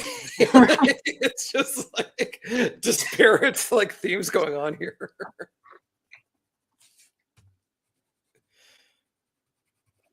All right, there was my first mute for a cough, which we're at an hour and a half, so it's about the time for the Dayquil to start winding down. So I'm in a good place for the rest of the stream, but yeah, sorry guys. Well, I mean, anyone who watches the stream knows we rarely stick to topic, so no matter who my guest is. So it's just more pronounced with you because I enjoy you as a person, and you're one of my friends that I've made doing this. So. Oh, for sure. Yeah, it's one of those things I didn't quite expect that getting into this YouTube gang. I'm like, I'm gonna get death threats all the time, which, you know, sometimes but like I actually like make like some meaningful connections. You're like, oh, that's cute. It's been really odd. That was ditto. Like I was really expecting just a lot, you know, like because most of my online before this was like Twitter and yeah, like, I'm done with Twitter. Like, but it's been interesting, like YouTube is like a lot of people are really supportive. Like I've made like yourself, Derek Hoover, like half the people in the chat are people that I actually like. And not even, I mean, like, you know, like I say like internet friends when I'm trying to explain it to like a coworker or whatever, but I don't consider you guys you're just my friends, but you know, you kind of have to give the context for some people how you met people. Like, oh, my friends I met doing YouTube, like my YouTube friends. But it's just weird. Well, I mean, that's sort of like, I mean, in gay circles, people are like, oh, where did you meet? And it's like, it's such a personal attack. And you're like, oh, you know, like online. And they're like, Grindr? I'm like, maybe. I met Matt. Maybe I did. Okay, Cupid. I had been on a couple terrible dates and I'm like, I don't think this app thing is working. I think it's time to just get rid of it. And I was gonna uninstall it from my. And it's literally like a Hallmark movie. I was like, I'm just gonna like, like OkCupid used to do this thing. Here are new people in your area that might be a good good fit for you. Yeah, and you're like, fat chance, but And try me. there was like 7 people, and like the 7th one was Matt. And I'm like, oh, he seems all right. I'm like, well, I'll just message this one and maybe have a little fun and then get rid of this stupid app. And that was 2016. So here we are buying a house and moving across the state. Stuff. Planning to adopt more cats, like we do. Yeah, living the dream. So it's like a Hallmark movie or whatever, But so yeah, I don't know. Like I think I was watching something on the internet the other day where they did showed this dynamic like a graph thing that was dynamic and sort of animated and moving, showing over the decades where people met. Slowly over time, sort of like in 1918 or whatever. Oh yeah. Before there wasn't internet. And it's like, originally it was like through friends, through family, through church, through college. And then like over time, it's just like 1000% now it's like through the internet. Yeah, it just has to be. Because I mean, like, listening to it, like often, people would meet because they were like practically neighbors. Like, I mean, you couldn't really date that far outside of your I mean, we're talking like kind of like horse and buggy kind of stuff here, but like, I mean, even my folks, like they had cars, but they were like, in rural areas. So like you kind of, your soulmate was not far from your house. Go figure. I think my parents, like they went to the same school and stuff. So yeah, it's interesting. Oh. Uh-oh. Who's here? Wait, welcome to the secret garden of delights where like nothing but joy and positivity exists. That's around for you. Yeah, right. You should, Alex. Try it. I mean, the worst thing that could happen is you go on a few terrible dates, but maybe make sure they pay. Like if you can get a couple free dinners, you're good. Yeah, exactly. I think I did try to rejoin one of those recently. I don't know which one kind of thing, but it's like they're all like there's a parent company thing happening, and they were like, "Oh, you've been blocked," and I'm like, "What?" And they're like, "You're forbidden from ever creating an account again." I'm like, "What did I do?" And they're like, "They won't tell me," but I'm like, okay. Odd. Well, it seems like we need to take them down a peg or two. It was quite shocking. I was like, "What?" If I ever had it, it would have been for like 2 weeks at best, and I'd be like, "Nope, that's enough for me." So something in that 2 weeks happened. I will say that whenever I joined OkCupid, it was like I'd had a lot of really bad relationships, and I was like, I just want to date and like see what's out in the world, and that's what I did. And then toward the end of it, I started being interested in maybe something more. And that was when I was like, I don't think this is going to work. And then Matt happened. So yeah, I think, I think it's what you're using them for. I think I know a couple of people who are like, I'm going to find my soulmate on there. And they're not having a good time. My recommendation, if you're going to do any dating app, get it with the purpose you're going to go on dates so that you can learn how to date people. Because that was one of the things I realized. I didn't know how to date people. Because, like I always was hooking up with coworkers or somebody would come to a party with a loser named Carl, and I'd be like, oh, he's hot. That's the one for me. And that's the one. I don't care if his name is also Carl, and the last 3 Carls have been terrible. This will be the good one. I can change him. He'll be the good Carl. There's never. No. The limit does not exist. No. Do not. I mean, like other people, obviously. I mean, there are Carls who are successfully married. It's just something about me and Carls. It's not a thing. They're like my kryptonite. And I'm like their black swan. So, I mean, I will say the Carls bring out the crazy in me. Like if you ever want to see Allison like as a crazy ballerina with like full weird makeup, set me up with a Carl. Also, that one hangnail scene that like just kind of probably Oh like my the God. most It horrifying was like relatable. scene Then. in I've cinema. had hangnails before where it feels like that's what's gonna happen if I keep Oh, digging. 100%. I mean, and that's the thing. That's the one thing that sticks out in the whole movie. I'm like that ended me. I like went screaming out of my chair. I'm like, nope, no. I used to never really do a lot of makeup, and then when I started learning eyeliner, it would always turn into Black Swan in the beginning, like it just like a little bit, and then it's just like, okay, we're just gonna go straight across her face. Yeah, just whoosh. Like blood of your enemies. Yeah.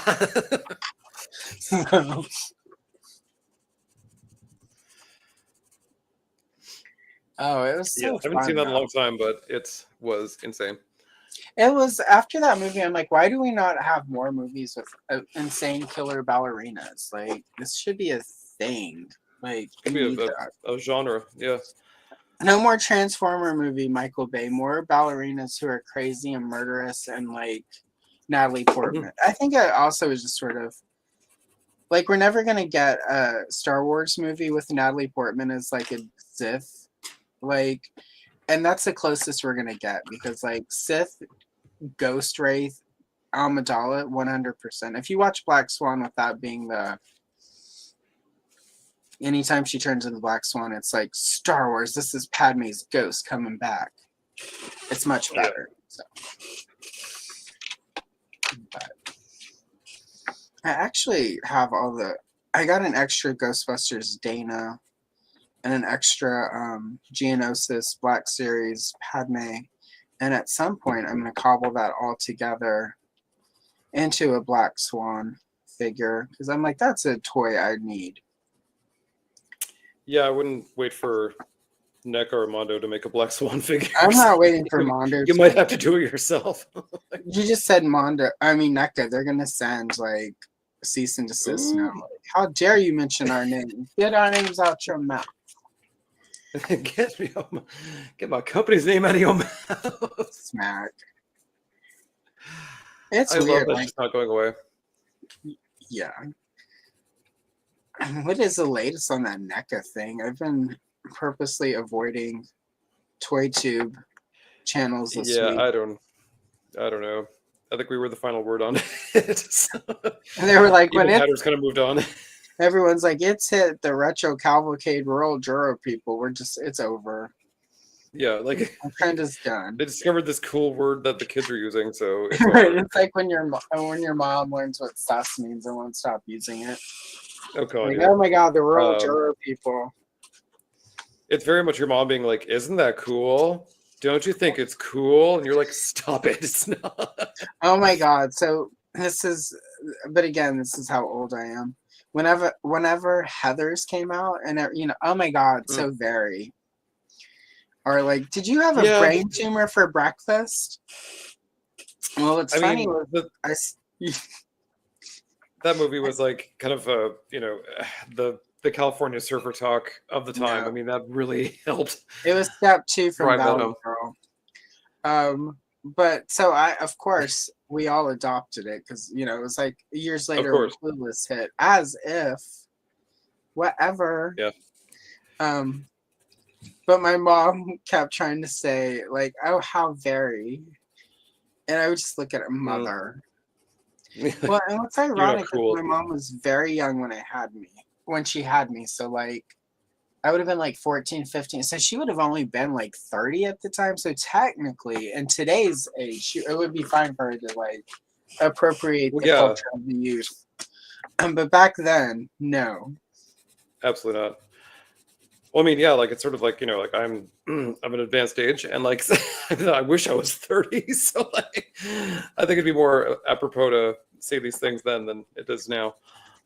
Oh yeah. Well, that's what's funny though about like when I think back about my mom is so like if I live 4 more years, I will be older than my mom was when she passed. And that's just weird to be that old. Like I am as old. I remember when all of my grandparents turned my age. So it's weird because I definitely don't look the age my grandparents looked old. Yeah, they all had the blue hair and the bad skin. Yeah, you know, they were just old, but it was different back then. Like somebody posted the other day on Instagram a picture of like all of these women are 46, and some of them look better than the others. I'm like, they all look like they're 55 to 65, and I'm like, ooh, like that's not really what 55 even looks like anymore.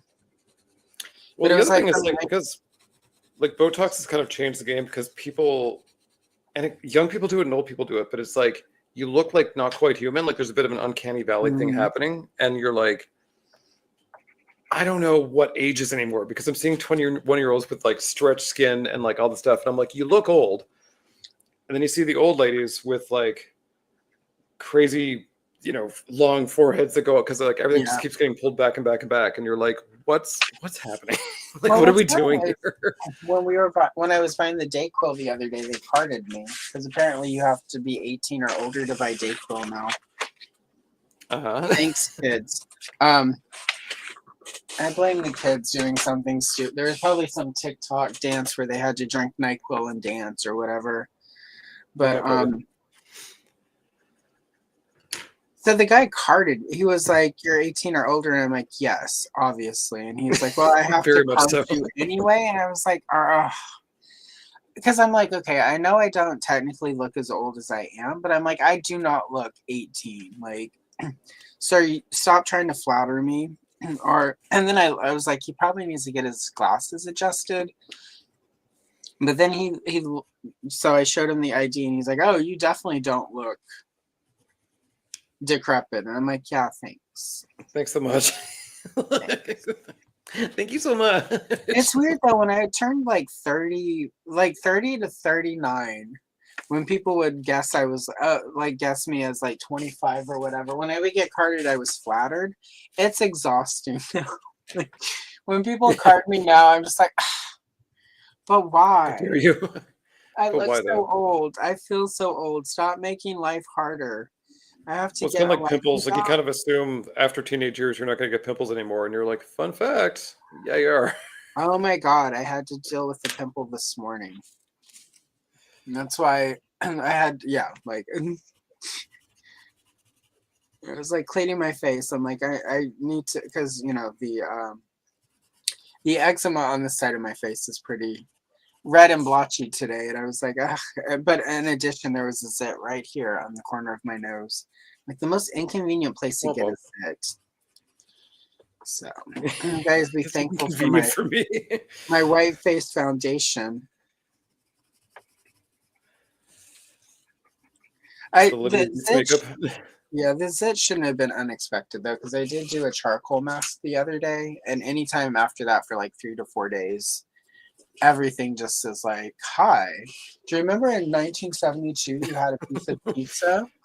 Here's the grease. Yeah, here's all your bad mistakes and memories, like smashed into one. What do I need to do here? Yeah. So, and it's funny, I had the mask on, and Tony from Tony's Figures, who was on earlier, they were doing a live stream, and I was in the chat, and he's like, "You should jump on." I'm like, no. This mask has to stay on for another hour, and I'm not going to jump on. I was also in bed, but I was just like, I'm not going to jump on the internet and get canceled for blackface because I'm in this charcoal mask. Not worth it. Not worth it. There are plenty of things I could get canceled for, and it's not going to be that bad. Like, if I get canceled, it's going to be a good one. Like, one where the apology video is like, I'm sorry you didn't like that, but that's your problem. I'm good. Thanks. I'm sorry you took it that way. I am so sorry. Wait, let me get my ukulele and play you a song. Oh, well, that will be the song. I don't know. It was just funny. Oh. Okay, I'm finally getting to Scarlett. So same. Like we've got 20 minutes. Quite some time. Also, the pages are curled up, and I'm starting to like understand why you tape things down, because like Yeah. This is probably the first page I colored like the page, not just Yeah. the pretty. Well, especially what you're characters. also printing on like regular printer paper as well, right? It's still from work. Yep. Yep. Yeah, Yep. that will start curling up when you start adding a lot. That's part of why I moved to fancy paper. Was it takes a little bit more. And ironically, you say that on the day I didn't tape down because I'm still trying to get all this sorted. And also having that moment because, like we're going to finish. Wait. On time? What? We're on a roll. All right. Sorry. There was just a big cough, and I wanted to make sure that if it had mucus with it, I was all off camera. Nobody needs that. But yeah, because we're, like this is just a temporary space. So it's really hard to like, I've already mapped out with diagrams and like a ruler and measuring tape, like where everything's going to go once I can move into the actual space. And I won't ever have to, like this camera rig stuff won't ever have to move because it's going to be set up so that it's just over here, I'm coloring. Over here, I'm coloring with the guest. Depending on if I get the new computer stuff in time, I won't even need to, like it'll all be here. So it'll be nice. Like, it's kind of been nice having just this space and a door that closes because that apartment we had a bathroom door, the front door, and the bedroom door, and we never closed the bedroom door because the cats would lose their shit. So. Oh, they're just like not happy about it. They just, like sit there and thump it the whole time. So if I would try to like close them off so I could do a live stream, it literally the whole time like bump, bump, bump, bump, round, bump, bump, bump, bump, round. I deserve to be in here. Yeah, right. Why have you done this? Why have you forsaken me? So. But yeah, so.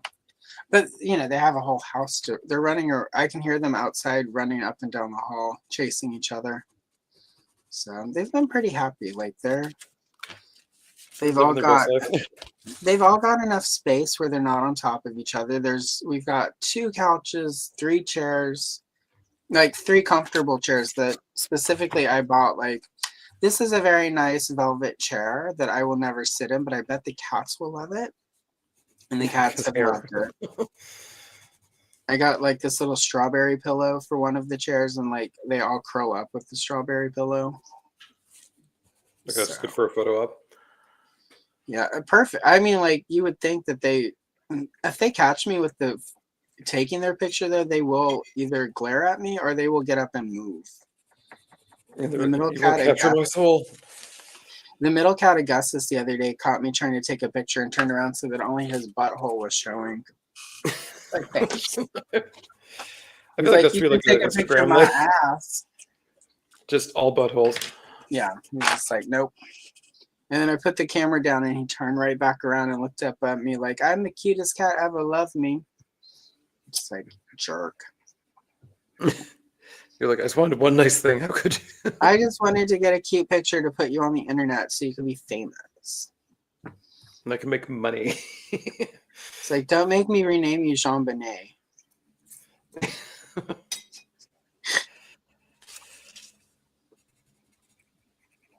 That would be an incredible name for a dog.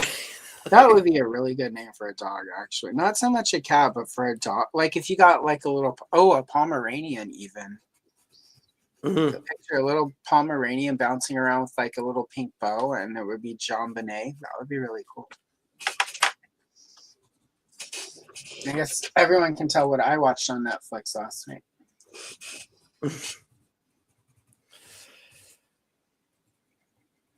I feel like that was more like an Entertainment Tonight or like Inquirer kind of like people were obsessed with it, and I'm like, does anyone actually care? Like I couldn't quite. It's really what's weird to me about, and this is sort of also the Casey Anthony case. The difference with Casey Anthony is like, girl definitely is responsible for disappearance and unaliving of that child. With her, John Bonet's parents, I can't actually tell. The problem is like the media and the public have been so up in it that like the reality, the facts, etc., have been so twisted. It's difficult to tell. You know, and a lot of it comes down to like, oh, they're not very believable when they're like mourning their daughter, and it's like there's no. That's not how I would mourn my child. That's not how I would react if somebody broke into my house and killed my child and then left a fake. It's just like, well, I don't like. Explain to me, like, actually, like, right, and then you have all these people like, you know, like based on their body language and their facial things. This is what we can, and it's like none of that's real. That's all fake made up science. So it's like, you know, like I'll watch those channels on YouTube where people are like, well, based on her body language right here, you can tell she's lying. And it's like, or she's autistic and can't make eye contact because that's a thing, or she has severe trauma and can't make eye, or you know, like there are all these variables like that, and it's just I don't know the internet. Yeah, and I say this as somebody who consumes a lot of true crime, but it's like the internet really sometimes gets it in their head that this is the actual real story. This is what happened. Everyone's lying, and they will go to exorbitant lengths to prove it. And in cases like the Ramseys and even Casey Anthony, it gets in the way of the crime actually getting solved. Like with Casey Anthony, I'm pretty sure that part of why the jury came back the way they did was the intense media scrutiny and an overcompensation of trying to like reasonable doubt their way out of that. Because the media had said, oh, she's completely, you know, you've got Nancy Grace in the parking lot of the courthouse every day doing a live stream like, this woman killed her child. You know, and it's like, possibly, but it doesn't actually, you now have a jury who's trying to overcorrect the scrutiny to like make sure that this woman is getting a fair trial. And in consequence, she probably got too fair of a trial, or they overlooked a lot of stuff that wasn't really reasonable doubt, just so that they couldn't come back and say, oh, well, you know, the media. I don't know. I see that sort of happening with this story in Idaho about these college students, where it's like the media and the internet, especially YouTube and true crime people on YouTube, are so up in it that it feels like it's damaging. Like you've got people trying to do Freedom of Information Act requests on active cases that like if that information gets out there, it makes it way more difficult to prosecute certain crimes. So it's, I don't know, there's this intense like the media, you know, like the public deserves to know. It's like, but kind of we don't. Like it's yeah, not, until we actually have like, you know, all the information. Yeah, like let the crime be prosecuted, then we can ask for all the information. But right now, you doing a YouTube channel, and this is why I was originally going to do true crime on YouTube, but then the ethics of it and sort of the way you have to go to get views on YouTube with true crime, I was just like, no, I don't want to be part of that problem. Because if too much information is out there, then they can't really get a fair trial. But there's also, yeah, it's just there's a lot of problems with the way true crime culture works right now, and I wasn't going to be a part of it, but it also just makes me concerned about people who get arrested getting fair trials when like the media and YouTube, you know, and I include YouTube in this, you know, all these YouTube crime channels are in fact part of the media now. And it just concerns me a little bit when they get all at the, you know, like JonBenet Ramsey, the facts that are there, like there's a lot of mishandling on the part of the police department.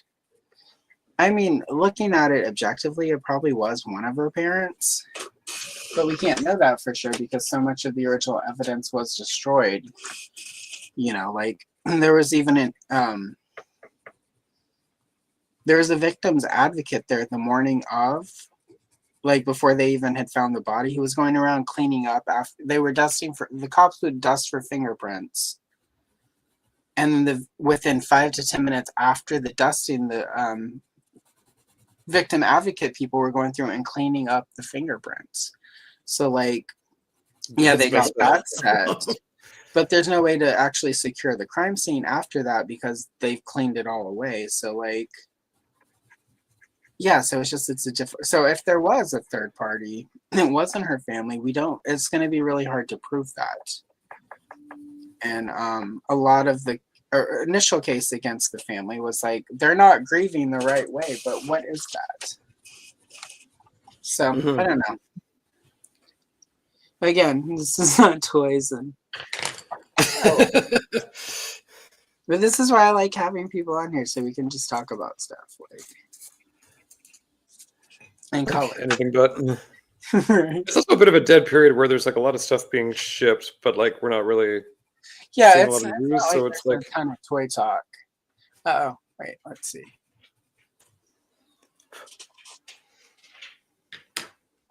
Yeah, I mean, there are times where you just can tell, but it's like when the media gets in there, it ruins it. Oh, that was a good show, Cassie Kitchen. Christmas is like 19 days away. We're almost there. Yeah, right? No. It knows. It knows. It knows when you're sleeping. It knows when you're awake. Oh my God, what? Oh my God. Thank you for pointing out how stupid we've become as a society, Alex. I appreciate that. Thank you for dropping facts. Yeah, apparently. So. Okay. Like. And now that you mentioned that, I saw a video where somebody was doing that. I just didn't realize it was that big of a trend. I just like, and I looked at that. I'm like, obviously that's stupid. Why would you do that? That can't be. I mean, it would be super sugary, but like, I don't know. What's the point? Like, it's just that's always what kind of kills me. Like, it tastes good. Like, I like often have to. I mean, right now because I'm congested, I don't. But normally, like, if it's the in between times and I can breathe, like, and the taste of it, like, I pinch my nose so that I don't have to cooking chicken in it. What the hell is wrong with these kids? These kids and their TikTok, whatever.